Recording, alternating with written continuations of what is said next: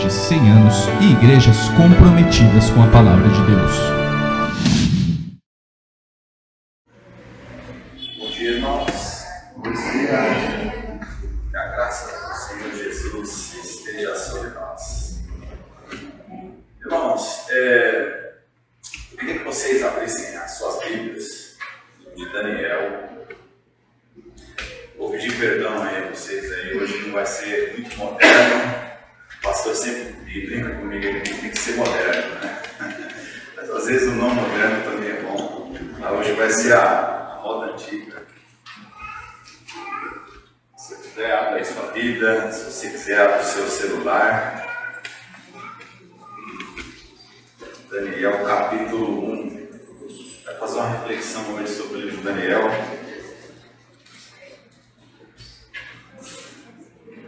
O livro de Daniel é muito profundo, cheio de lições para nós.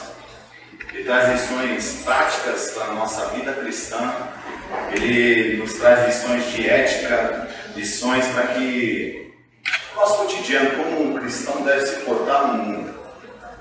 Mas eu quero não trazer só essas abordagens que a gente mais sempre trazendo, sempre falando sobre isso, né? Sobre a ética e como se portar, mas eu quero pensar com vocês sobre um testemunho mágico, de um testemunho fiel desses 4 jovens que foram levados para a Babilônia, esses 4 luzeiros que foram levados para lá. E eu já quero chamar a sua atenção e te perguntar como anda a sua vida, como anda a nossa vida, como está o nosso testemunho perante os homens, como está o nosso testemunho no mundo onde nós vivemos. E eu queria que você, com a sua Bíblia aberta aí, no livro de Daniel, a partir do versículo 1, lê-se comigo, acompanha comigo, por favor. No ano terceiro do reinado de Joaquim, rei de Judá, veio Nabucodonosor, rei da Babilônia, Jerusalém, e a sitiou. O Senhor lhe entregou nas mãos a Joaquim, rei de Judá, e alguns dos utensílios da casa de Deus, e a estes levou para a terra de Sinar, para a casa do seu Deus, e os pôs na casa do tesouro do seu Deus. Disse o rei a Aspenaz, chefe dos eunucos, que trouxessem alguns dos filhos de Israel, tanto da linhagem real como dos nobres, jovens sem nenhum defeito, de boa aparência, instruídos em toda a sabedoria, doutos em ciência, versados no conhecimento, e que fossem competentes para assistirem ao palácio do rei, e lhes ensinasse a cultura e a língua dos caldeus. Determinou-lhes o rei a ração diária das finas iguarias, da mesa real, do vinho que ele bebia, e que assim fossem mantidos por 3 anos, ao cabo dos quais assistiriam diante do rei. Entre eles se achavam dos filhos de Judá, Daniel, Ananias, Misael e Azarias. O chefe dos eunucos lhes pôs outros nomes, a saber, Daniel de Beltesazar, Ananias o de Sadraque, e Misael e Sadraque e Misael de Mesaque, e Azarias o de Abdinego. Resolveu Daniel firmemente não se contaminar-se com as finas iguarias do rei, nem com o vinho que ele bebia. Então pediu ao chefe dos eunucos que lhe permitisse não contaminar-se. Ora, Deus concedeu a Daniel misericórdia e compreensão da parte do chefe dos eunucos. Você lê o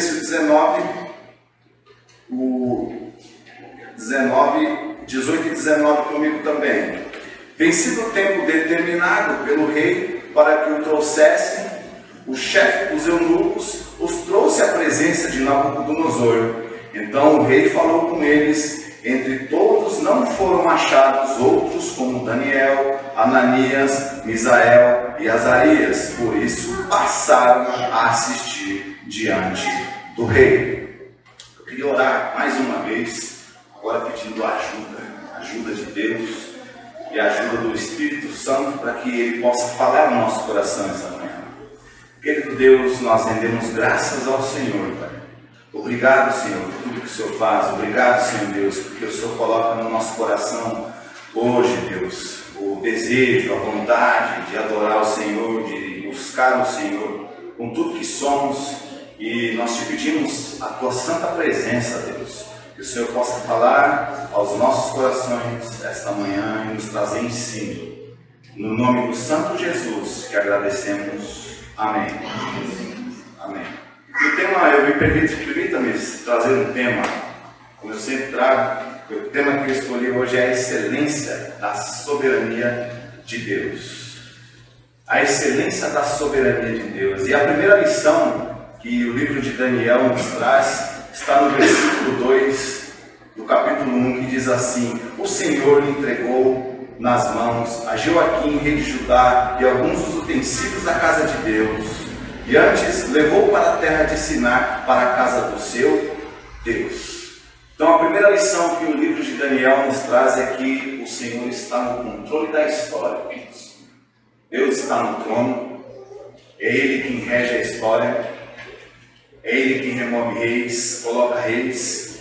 O Senhor é quem está controlando a história.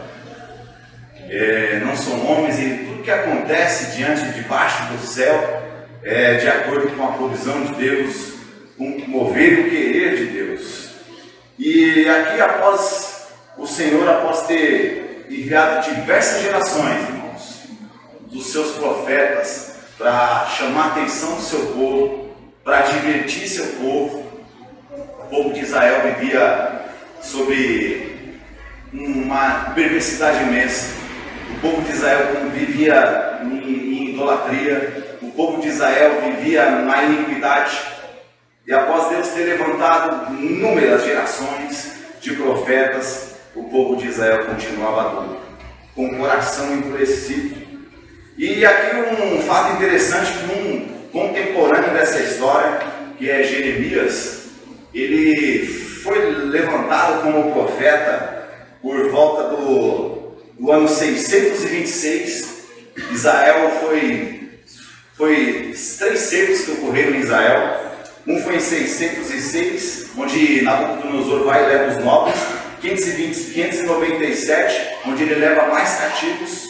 E 386, onde ele leva o rei Zedequias, que ficou a mandato do rei Nabucodonosor, onde ele se revela ao rei, e o rei Nabucodonosor lhe vaza os olhos na presença de seus filhos e também mata os seus filhos. Então, diante aqui da perversidade, diante de tantos profetas que chamaram a atenção do povo de Israel, o povo de Israel se mantinha duro. E no seu chamado, que os estudiosos dizem que do ano 626 ao primeiro cerco de 606, Jeremias profetizou por cerca de 20 a 30 anos, falando para Israel: retorne Israel, volta o coração, ó Israel, ao Senhor. Mas o povo se mantinha duro. E o que Jeremias ganhou com isso, pregando aos seus parentes, ao seu povo, foi ser jogado numa cisterna. E você vai encontrar isso numa informação em Jeremias, capítulo 27, versículo 6. E após Deus ter chamado a atenção diversas vezes, o povo se mantinha duro e a palavra do Senhor se mantinha negligente.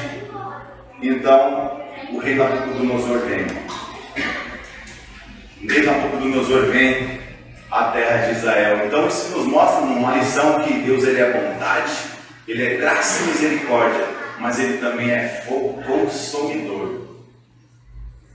Deus é bondade e misericórdia, mas ele também é fogo consumidor. Nós não podemos esquecer isso. E uma lição aqui que nós aprendemos no livro de Daniel é que muitas vezes Deus coloca no governo aquilo que o povo merece. Porque se nós olharmos para a nossa contemporaneidade, do contexto onde nós vivemos, nós enxergamos corrupção, nós enxergamos iniquidade. À nossa volta, nós enxergamos violência no bairro onde moramos, na rua onde encontramos, e muitas vezes, para nos ensinar, Deus, ele coloca no governo a quem ele quer. Que a palavra diz aqui no versículo 2, que o Senhor lhe entregou nas mãos a Joaquim, rei de Judá. Mas eu quero pensar com vocês, irmãos, sobre um testemunho notório entre os homens. Porque aqui nós vamos encontrar um testemunho desses jovens na terra da Babilônia. No capítulo 1, versículo 3, diz o seguinte: disse o rei a Aspenaz, chefe dos seus eunucos, que trouxesse alguns dos filhos de Israel, tanto da linhagem real como dos nobres, jovens sem nenhum defeito, de boa aparência, instruídos em toda a sabedoria e doutos em ciências, versados no conhecimento, que fossem competentes para assistirem no palácio do rei. Algo interessante aqui que nós aprendemos também é que todo Daniel é bonitão.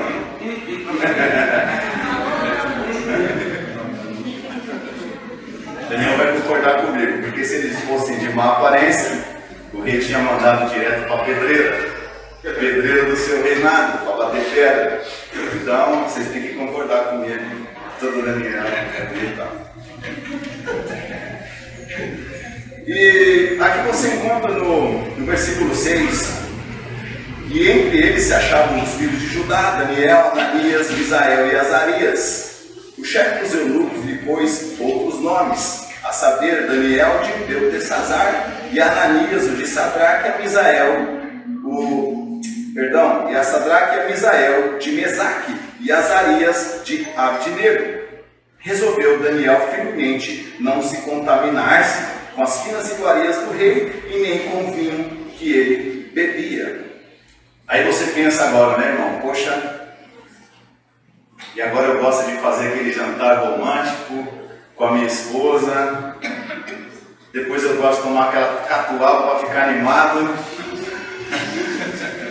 E aí agora eu não posso mais? Não, irmãos. O compromisso de Sadraque, Mesaque, Abdinego e Daniel era com o Senhor. Algo interessante aqui para nós pensarmos.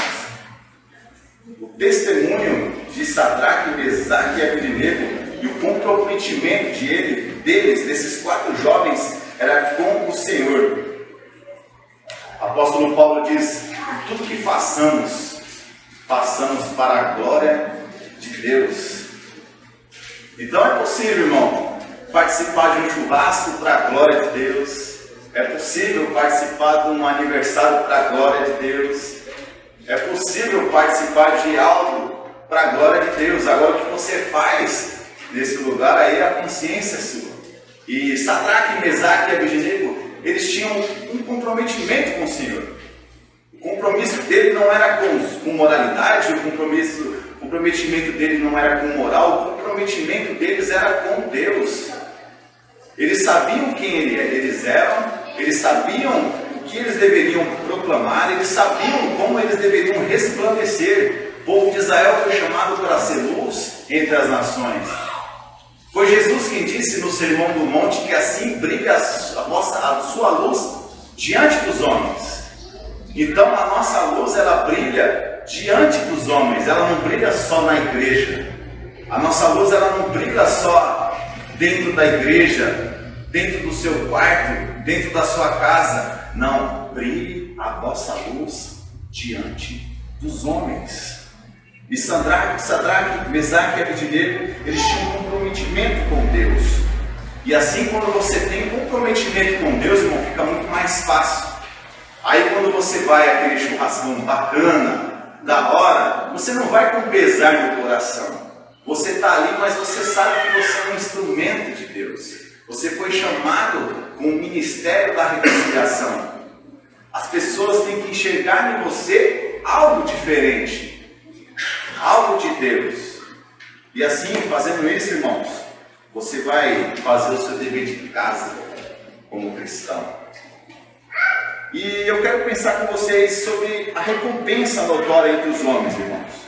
Dá uma olhada comigo no capítulo 1, do versículo 11, que diz assim: então disse Daniel ao cozinheiro-chefe, que o chefe dos eunucos havia encarregado de cuidar de Daniel, Ananias, Misael e Azarias. Experimenta-te, peça aos teus servos 10 dias, e que se nos deem legumes a comer e água a beber. Versículo 15, no final dos 10 dias a sua aparência era melhor e estavam eles mais robustos do que todos os jovens que comiam das finas iguarias do rei.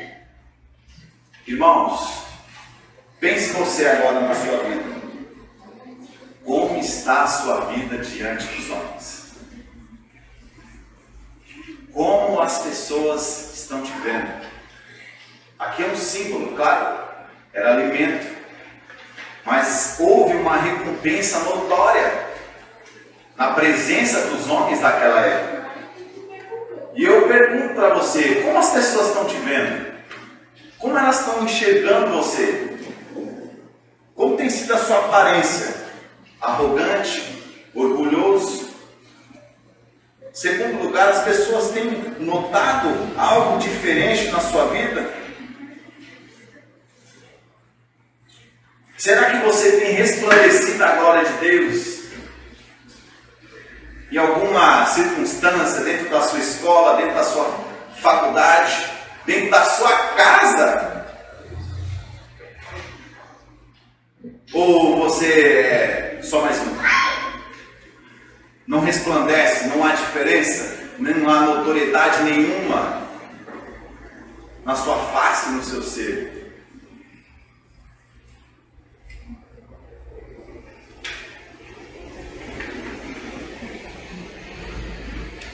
Mas eu quero, irmãos, pensar com vocês sobre esse testemunho notório.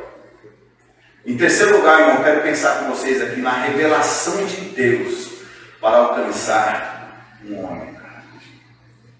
Como Deus se revela, irmãos.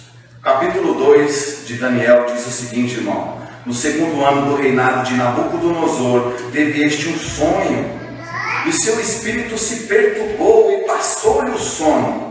Então o rei mandou chamar os magos, os encantadores, os feiticeiros, os caldeus, para que declarassem o rei qual lhe fora o sonho.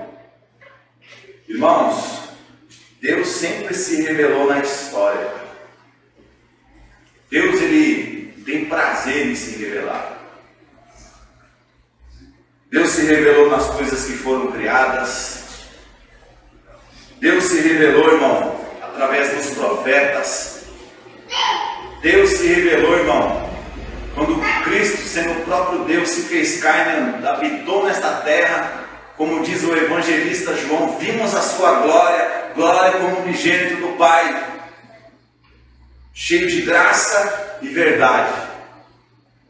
E, irmão, talvez você tenha crente na sua família, porque a provisão de Deus aqui foi colocar pessoas crentes e fiéis na corte do rei, na corte de Nabucodonosor.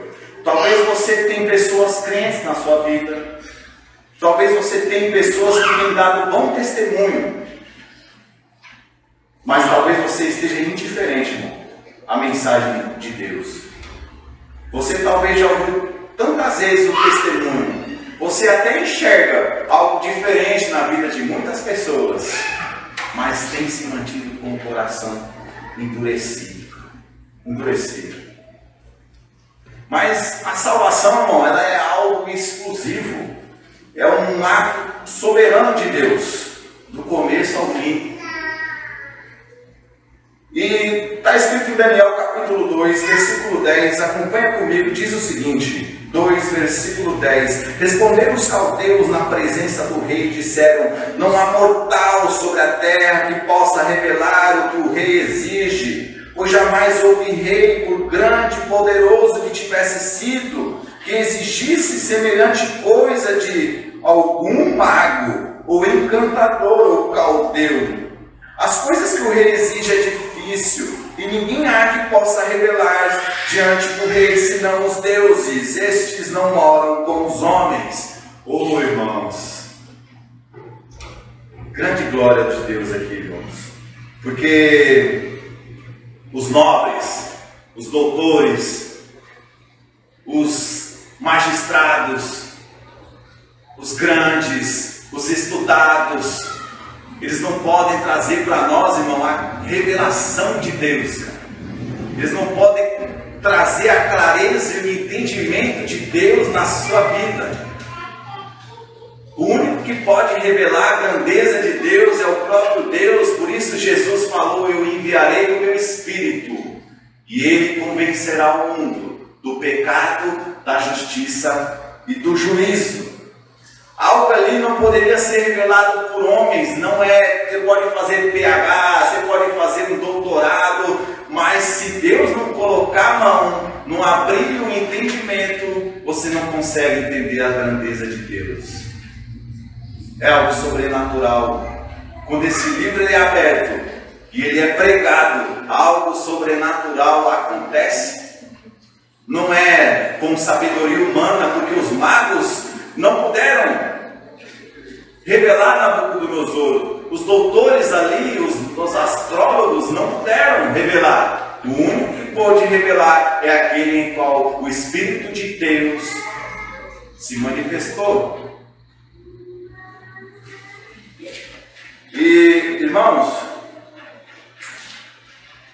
um Deus, eu quero pensar em quarto lugar, irmão, um Deus que transforma a tragédia em milagre, irmãos. Dá uma olhada comigo no capítulo 2, no verso 13, que diz o seguinte: e aí, irmãos, saiu um decreto, segundo o qual devia ser morto. Os sábios buscaram a Daniel e aos seus companheiros para que fossem mortos. Então Daniel falou avisado e prudentemente a Arioque, chefe da guarda do rei, que tinha saído para matar os sábios da Babilônia, e disse a Arioque, encarregado do rei: por que é tão severo o mandado do rei? Então Arioque explicou o caso a Daniel, e foi Daniel ter com o rei e pediu designasse um tempo, e ele revelaria a interpretação. Então Daniel foi para casa e fez a saber o caso a Ananias, Misael, Azarias, seus companheiros, para que pedissem misericórdia a Deus do céu e sobre este mistério, a fim de que Daniel e seus companheiros não perecessem com o resto dos sábios na Babilônia. Irmãos, pense comigo nessa cena. Daniel foi chamado para ser treinado, para aprender da cultura dos caldeus. Foi trocado-lhe o nome e ele ia padecer, irmão, junto com todos os magos, os astrólogos e todos daquela época. Mas Daniel, irmão, ele cria um Deus todo-poderoso e ele volta para casa e ele faz o caso a saber aos 3 jovens. E imagina Daniel nessa noite, como está o coração dele. Irmão, se eu não revelar esse sonho, amanhã eu vou morrer. Amanhã vai passar pelo fio da espada. Então eu penso que eles se reuniram, talvez oraram a noite inteira. E no versículo 19 diz o seguinte: então foi revelado o mistério a Daniel numa visão de noite. Daniel bendisse o Deus do céu e disse Daniel: seja bendito o nome de Deus de eternidade em eternidade, porque dele é a sabedoria e o poder. É ele que muda o tempo, as estações, remove reis, estabelece reis, ele dá sabedoria aos sábios e entendimento aos inteligentes. Ele revela o profundo e o escondido, conhece o que está em trevas e com ele mora a luz. Irmão, pensa nisso aqui. Deus abriu as cortinas da história, irmão, a Daniel. Quando eu cursando o seminário, eu penso sobre algo que você estuda e você nunca sai de lá com entendimento claro. Você estuda a escatologia, mas você nunca entende. E aqui, irmão, numa noite, Deus abre as cortinas da história a Daniel e mostra para Daniel aonde ele está, em que período da história ele está e qual período que virá, todos os reinos que virão, a Babilônia, Medo-Persa, o grego, o Império Romano, e tudo isso Deus esclarece, abre as cortinas ao homem de Deus numa visão de noite. E é algo interessante que Deus abre as cortinas da história ao homem de Deus numa noite, para que o homem de Deus revelasse ao ímpio o que haveria de acontecer. E algo interessante, irmãos, Nabucodonosor teve a honra de ver, irmão, de ver a história, de ter ali, contemplar a cortina da história, algo futuro, presente, futuro e o que haveria de vir. Eu quero que você pense comigo olhe comigo no capítulo 2, versículo de número 28, que diz o seguinte: mas há um Deus no céu, o qual revela o mistério, pois fez saber ao rei Nabucodonosor o que há de ser nos últimos dias. Eu quero só ler aqui, irmão, no versículo 31. Tu, ó rei, estavas vendo, eis aqui uma grande estátua, esta era imensa, de extraordinário esplendor, estava em pé diante de ti, a sua aparência era terrível. A cabeça era de fino ouro, peito e braços de prata, o ventre e os quadris de bronze, as pernas de ferro, os pés em parte de ferro e em parte de barro. Quando estavas olhando, uma pedra foi cortada sem auxílio de mãos e feriu a estátua nos pés de ferro e de barro e esmiuçou. Versículo 44, irmãos. Mas nos dias deste rei, o Deus do céu suscitará um reino que não será jamais destruído. Este reino não passará a outro povo. Parte B do 45. O grande Deus fez saber ao rei o que há de ser futuramente. Certo é o sonho, fiel à sua interpretação. Irmãos, Deus revelou a Nabucodonosor, irmão, um império, um reino que jamais será abalado, um reino a qual nós aguardamos, um reino onde não haverá injustiça, onde não haverá choro, onde não haverá lamento, onde não haverá iniquidade. E o grande Deus fez saber ao rei, irmão. É esse reino ao qual nós aguardamos. Tão certo é o sonho, tão certo a revelação, tão certo é que Cristo virá. E aqui eu queria que você olhasse comigo, irmão, no versículo 47. Disse o rei a Daniel: certamente o vosso Deus é o Deus dos deuses e Senhor dos reis. Irmãos, Nabucodonosor se prostra diante do rei, diante do Deus de Daniel. Ele se prostra. Um pagão, um idólatra, um soberbo, um altivo, ele se prostra diante do Deus de Daniel. E, irmãos, talvez, irmãos, Deus aqui que abre as cortinas da história, o rei Nabucodonosor, talvez Deus tenha já esclarecido no seu entendimento que Cristo virá. Deus tem colocado essa verdade no seu coração. Nabucodonosor aqui, irmãos, ele teve a oportunidade de conhecer a verdade, mas ele não teve, sabe o que, irmão? Comprometimento com essa verdade. Muitas vezes na nossa vida, nós até conhecemos a verdade, concordamos com a verdade, mas não temos comprometimento com essa verdade. Pense nisso. Mas eu quero, irmão, pensar com vocês ainda o poder de um testemunho. Em quinto lugar, o poder. Seu testemunho, ele tem um poder. O poder. A atitude que você toma, o resplandecer da glória de Deus em sua vida, ele tem um poder. Em Daniel 3, versículo 1 diz o seguinte: o rei Nabucodonosor fez uma imagem de ouro que tinha 70 côvados de altura e 6 de largura e levantou no campo de branco. Irmão, você lembra do sonho? Deus havia revelado que viria um reino eterno e todos os reinos seriam esmiuçados. Mas Nabucodonosor, ele levanta uma estátua, irmão, de ouro, com a sua imponência, com aquilo que ele se achava invencível. E esse é um símbolo, irmão. É um símbolo de um homem sem Deus. Um homem, quando não vive para a glória de Deus, quando ele não tem comprometimento com Deus, ele vive para a sua própria glória.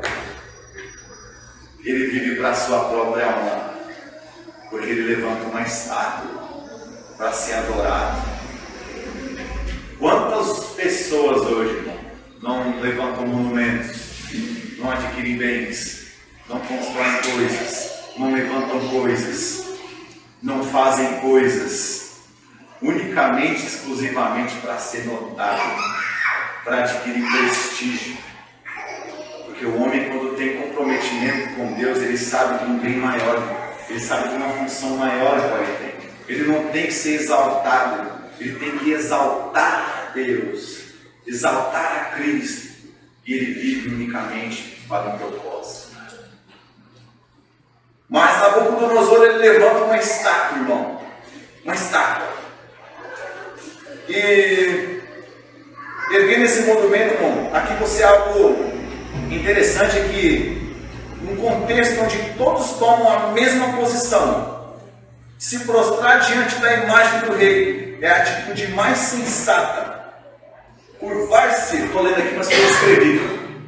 Curvar-se perante a imagem do rei é a única forma de sobrevivência, de serem aceitos na sociedade da época. Esses três rapazes, eles decidem, irmão, ter uma atitude diferente.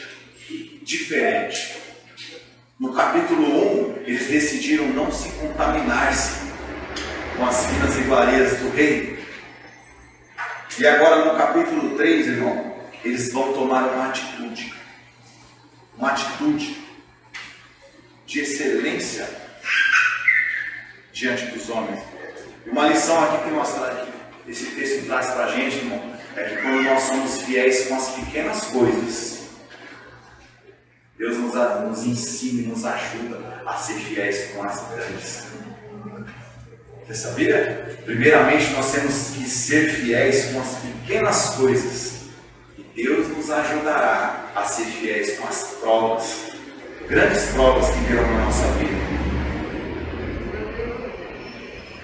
E aqui, irmão, diante dos homens, diante do contexto daquela época, foi acesa, irmão, uma fornalha perante eles. Então, quando homens e mulheres decidem se manter firmes e fiéis a Deus, sabe o que o mundo acende para nós? Uma fornalha. Uma fornalha.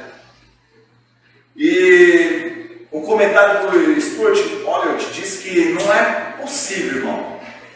É impossível você entrar no reino de Cristo com Cristo sem carregar uma cruz, irmão. Uma cruz. E a fornalha, ela faz parte da agenda de Deus, irmão. E aqui no versículo 15 diz o seguinte: agora, pois, estáis dispostos, quando ouvides o som da trombeta, do pífaro, da cítara, da harpa, do saltério, da gaita de foles, prostrai-vos e adorai a imagem que fiz. Porém, se não adorardes, serei no mesmo instante lançado na fornalha de fogo ardente. E quem é o Deus que vos poderá livrar das minhas mãos? Responderam Sadraque, Mesaque e Abednego ao rei Nabucodonosor: quanto a isso, não necessitamos te responder. Se o nosso Deus, a quem servimos, quer livrar, ele nos livrará da fornalha de fogo. Irmãos, o mártir, ele sempre foi o maior testemunho da igreja. Porque Sadraque, Mesaque e Abednego, eles estavam convictos, irmãos. Nós morreremos, mas nós não negaremos o nosso Deus. Quando você estuda a história da igreja, estuda a história do cristianismo, quantos irmãos foram jogados aos leões? Quantos foram jogados, irmãos, nas cisternas? Quantos foram colocados no Coliseu para servir de espetáculo de horrores, mas mesmo assim não negaram o Senhor Deus, não negaram a Cristo, irmãos. Pense na sua vida hoje. Aí você pensa, mas isso não pode ser com eles, mas não comigo. O mesmo Espírito, irmãos, que agiu nos apóstolos, que agiu nos mártires, é o mesmo Espírito que age em você. E o martírio, irmão, a morte, Você pode não entender isso, mas ele é o maior testemunho que o cristão pode dar. Esse é o maior testemunho. Porque diante dos homens, ninguém é capaz de morrer por algo que ele não tem certeza. Os apóstolos largaram seus barcos de pesca, largaram suas profissões, largaram e saíram destemidamente para trazer uma mensagem maior, uma mensagem das boas novas. E você não faz isso, irmão, se você não tiver certeza. Mas Deus, ele tinha um plano diferente na vida de Sadraque, Mesaque e Abednego. O propósito de Deus ali era diferente. E muitas vezes, irmãos, você não entende os desígnios de Deus. Você não consegue entender. E aqui está um desfecho dessa história, irmão. No capítulo 3, no versículo 15. No versículo de número 20, ordenou os homens mais poderosos que estavam no seu exército que atinhassem Sadraque, Mesaque e Abednego e os lançassem na fornalha de fogo ardente. Então estes homens foram atados com os seus mantos e suas túnicas e chapéu e suas outras roupas e foram lançados na fornalha sobremaneira acesa, porque a palavra do rei era urgente e a fornalha estava sobremaneira acesa. As chamas do fogo mataram os homens que lançaram de cima para dentro. A Sadraque, Mesaque e Abednego, esses três homens, Sadraque, Mesaque e Abednego, caíram atados dentro da fornalha sobremaneira acesa. Então o rei Nabucodonosor se espantou e se levantou depressa e disse aos seus conselheiros: não lançamos nós três homens atados dentro do fogo? Responderam ao rei: é verdade, ó rei. Tornou ele e disse: eu porém vejo 4 homens soltos que andam passeando dentro do fogo sem nenhum dano, e o aspecto do quarto é semelhante ao Filho dos Deuses. Irmãos, Deus já tinha revelado o reino eterno, que jamais será abalado. Deus já tinha mostrado o reino eterno, mas agora Deus quer mostrar quem é o dono do reino, quem governa esse reino. E aqui é um símbolo, irmão, é do Cristo pré-encarnado. Nós chamamos de cristofania, irmão. E Nabucodonosor vê diante dele ali há um milagre, irmão. Então Deus, irmão, ele transforma ali as tragédias em milagre, em milagre.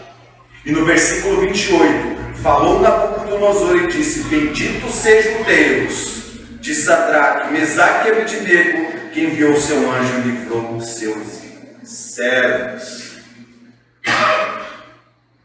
Irmãos, é magnífica essa história. Deus manifesta, irmão, de maneiras misteriosas a sua soberania. Stuart Wallace diz que Deus se manifestou indiretamente no capítulo 1, diretamente no capítulo 2, ele sacudiu Nabucodonosor no capítulo 3, mas o coração dele se continuava fechado. Eu quero dizer para vocês hoje, irmão, talvez Deus tenha dado sinais na sua vida, sinais claros da sua soberania. Talvez Deus tenha colocado pessoas crentes na sua vida, com bom testemunho. Talvez Deus tenha usado as tragédias da vida para se manifestar, porque muitas vezes Ele usa, são nas tragédias da vida que nós temos um encontro com Deus. E como está o seu coração hoje? Aberto ou fechado? Mas em sexto lugar, eu quero pensar sobre a excelência da soberania de Deus. No capítulo 4 diz o seguinte, olha comigo, capítulo 4, versículo 1: o rei Nabucodonosor a todos os povos, nações e homens de todas as línguas que habitam em toda a terra, paz ou seja multiplicada, pareceu-me bem fazer conhecidos os sinais, as maravilhas que Deus, o Altíssimo, tem feito para comigo. Quão grandes são os seus sinais, quão poderosas as suas maravilhas. O seu reino é um reino eterno, o seu domínio de geração em geração. Eu, Nabucodonosor, estava tranquilo em minha casa, feliz no meu palácio. Tive um sonho que me espantou quando estava no meu leito. Os pensamentos e visões da minha cabeça me turbaram. Irmãos, a excelência da soberania de Deus é algo que me chama a atenção. Quando eu olho para a minha vida e eu lembro da minha juventude, um menino delinquente, drogado, alguém que talvez você não gostaria de estar perto, tantas coisas perversas, irmãos, talvez nós façamos. Quantas coisas olhando para a minha vida, no meu passado, irmão. Mas Deus viu graça, irmãos. Deus viu graça na minha vida. Nós não entendemos a soberania de Deus. Deus, ele não olha o hoje, ele não olha agora. Deus, ele olha aquilo que é eterno. Deus não soma aquilo que nós enxergamos, olhando aquele merece, aquele não merece, aquele é bonzinho, aquele não é bonzinho. O rei era perverso, irmão.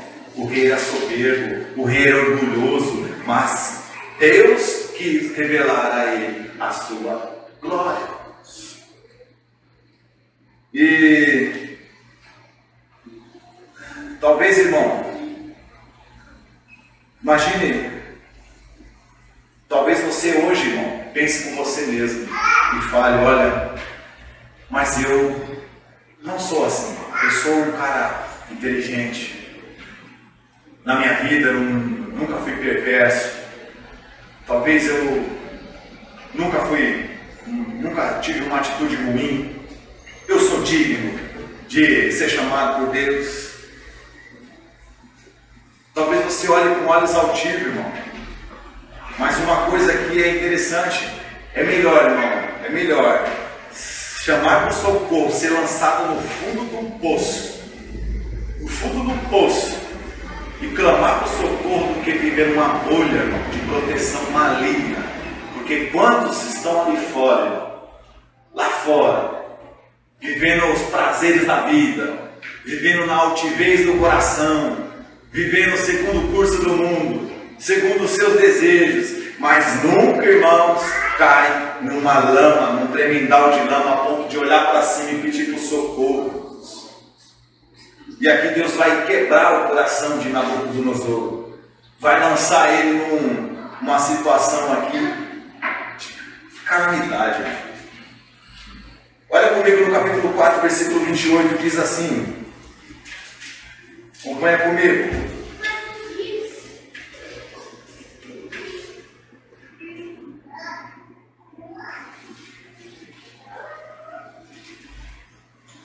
Perdão, começa no 19. Então Daniel, cujo nome era Beltesazar, esteve atônito por algum tempo, e seus pensamentos o turbaram. Ele falou o rei e disse, Beltesazar, não te perturbe o sonho, nem a sua interpretação? Respondeu Beltesazar e disse, meu senhor, seja contra os que te têm ódio, e a sua interpretação para aos teus inimigos.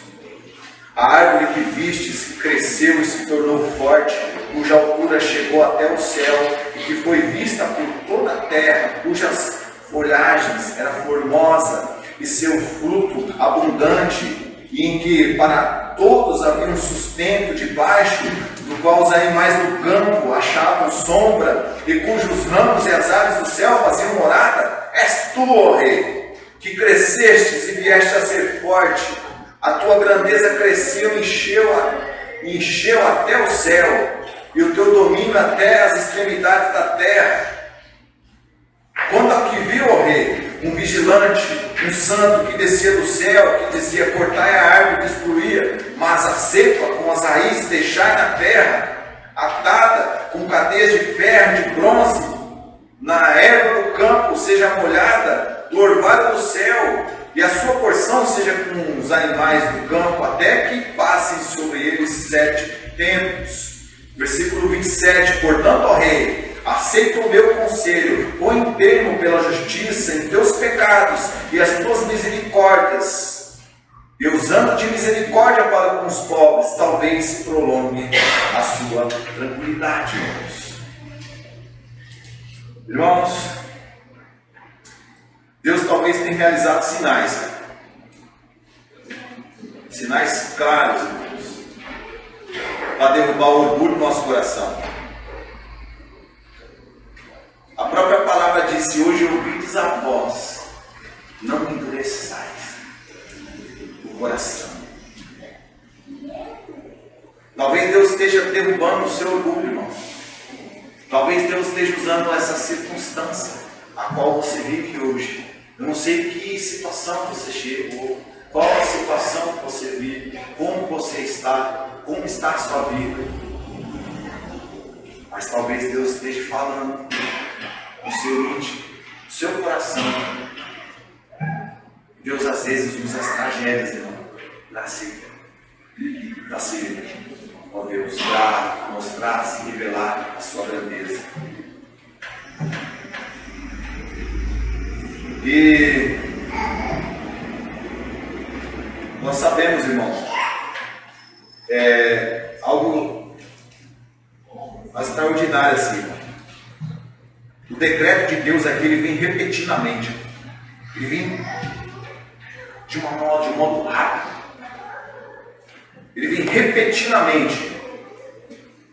Diz o seguinte aqui no versículo 3: no mesmo instante se cumpriu a palavra sobre Nabucodonosor. Ele foi expulso dentre os homens e passou a comer erva com os bois, e seu corpo foi molhado por baixo do céu, até que lhe cresceram os cabelos como as penas das águias, as suas unhas como a das aves, irmão. O decreto de Deus, ele veio instantaneamente. Quando Nabucodonosor nem pensava, caiu sobre ele o juízo de Deus. E uma pergunta que eu faço hoje: como está a sua vida? Porque muitas vezes, irmão, ali da mesma forma como o decreto caiu, muitas vezes a nossa vida pode ser cortada dessa terra. Cortada. Rapidamente. Repetidamente. Sem nenhum aviso. E aqui está um alerta de Deus para nós. Não deixe para depois o que Deus tem te dado hoje. Não deixe para depois o que Deus tem te chamado hoje. Hoje. Porque a palavra de Deus, irmão, o Evangelho, ele é de urgência. Ele é uma palavra de urgência.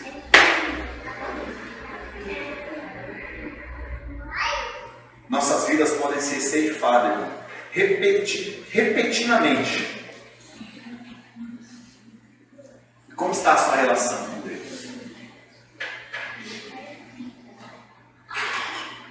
Será que você já o aceitou? Será que você já se humilhou na presença de Deus? Arrependeu dos seus pecados? Recebeu, aceitou esse Evangelho como a verdade? Você tem comprometimento com esse Evangelho? Você vive para este Evangelho? Ou você só concorda com ele? Algo interessante é que aqui, irmão, o rei Nabucodonosor, ele sai de cena. E se você ler a sua Bíblia aqui, você não vai encontrar mais relato desse rei. Ele sai de cena. E um dia, irmão, todos nós sairemos de cena dessa vida. Não estaremos mais aqui. Mas que você possa sair de cena sendo marcado por Deus. Que você possa sair de cena com as mesmas declarações desse rei. Acompanhe comigo no versículo 34. Mas ao fim daqueles dias, eu, Nabucodonosor, levantei os olhos ao céu. Tornou-me a vir o entendimento. E eu bendisse, ó Altíssimo, e louvei, e glorifiquei ao que vive para sempre, cujo domínio é sempiterno, cujo reino é de geração em geração. Versículo 36. Tão logo me tornou a vir o entendimento, também para a dignidade do meu reino, tornou-me a vir a minha majestade, o meu resplendor. Buscaram-me os meus conselheiros, os meus grandes, fui estabelecido no meu reino, e a mim se ajuntou extraordinária grandeza. Agora, pois, eu, Nabucodonosor, louvo, exalço e glorifico ao Rei do céu, porque todas as suas obras são verdadeiras, os seus caminhos justos, e ele pode humilhar aos que andam na soberba. Depois de uma situação aqui chamada até psiquiátrica, ser jogado numa situação de loucura, irmãos, onde ninguém queria estar perto, onde ninguém o tolerava, onde nem os seus familiares tinham o apreço de estar com ele, mas ele teve um propósito, ela teve um propósito debaixo do céu, e o propósito era que Nabucodonosor se humilhasse, que ele glorificasse a presença de Deus. Então, irmãos, uma lição aqui para nós: há males que vai para bem, e Deus usa, irmão, as tragédias da nossa vida para quebrar a altivez do nosso coração. E dois alertas, irmão, para encerrar aqui. O reino de Cristo, ele virá, com certeza, do que ele é narrado da Bíblia, de começo ao fim. Então não deixe para trás o que Deus tem te dado hoje, porque ser ceifado pode ser repentinamente. E uma outra alerta aqui, irmão, é que a mensagem do Evangelho, ela é de urgência. Ela é de urgência. Você é um instrumento na mão de Deus. Proclamar a palavra de Deus na sua casa, entre seus familiares e no mundo onde você vive. Você tem o ministério da reconciliação. Então, ainda é tempo de graça, irmão. Tá? É tempo de graça. Eu quero encerrar aqui fazendo uma oração.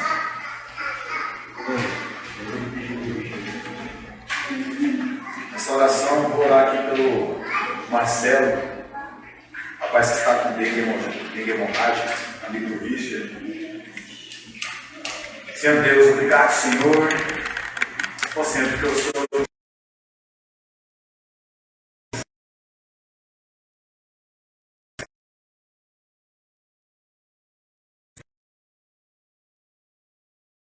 compadece das nossas fraquezas. O Senhor, Pai, se alegre em se revelar. Que o Senhor possa revelar, Deus, no coração daquele que estiver assistindo, daquele Deus ao qual o Senhor preparou, Senhor Deus, para ouvir esta palavra, Senhor Deus. Não sei qual circunstâncias ele está, em que situação ele está, como está a vida dele, mas o Senhor é soberano, Deus, e a sua soberania é excelente. Nós não conseguimos entender, Deus, mas nós conseguimos nos alegrar com ela. Então nós te pedimos, Pai, te pedimos misericórdia, te pedimos também, Senhor Deus, que o Senhor possa nos ajudar, Deus, a falar sempre do seu amor, do teu evangelho, Senhor Deus.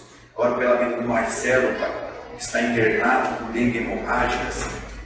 Que o Senhor Deus possa usar este tempo para se revelar a ele também, Senhor. Que ele possa, Senhor Deus, clamar ao Senhor, que ele possa, Senhor Deus, ser, ó Deus, agraciado pela tua graça, Senhor Deus. E que este tempo seja um tempo, Pai, de alegria na vida dele, de oportuna, que o Senhor possa, Pai, mover aquilo que é mais importante, que é a salvação em Cristo Jesus. Nós agradecemos, Pai, em nome do Santo Jesus. Amém.